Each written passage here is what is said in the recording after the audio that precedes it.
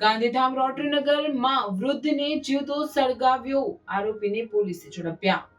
ગાંધીધામ રોટરીનગર વિસ્તારમાં અગાઉ ઘરની બહાર બેસવા બાબતે ઝઘડો થયેલ હોય તેનું મન દુઃખ રાખી મરણ જનારને પકડીને માર મારતા મરણ જનાર પોતાના ઘરના બાથરૂમમાં જતા આરોપીએ મરણ જનાર ઉપર ડીઝલ છાંટી આગ ચાંપતા મરણ જનાર આખા શરીરે સખત અને ગંભીર રીતે દાઝ જતા સારવાર દરમિયાન ભુજ જીકે જનરલ હોસ્પિટલમાં મરણ ગયેલ, જેથી આ બનાવ મર્ડરમાં પરિણમેલ હતો।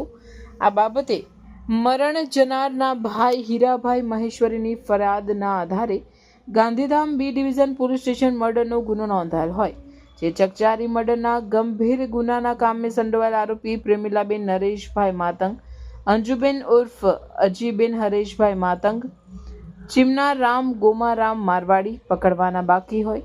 આરોપી મંજુબેન લહેરીભાઈ મહેશ્વરી રહેવાસી તમામ ગાંધીધામને અટક કરી આગળની તપાસ ચાલુ છે। રિપોર્ટર ધર્મેશ જોગી, ભુજ, કચ્છ।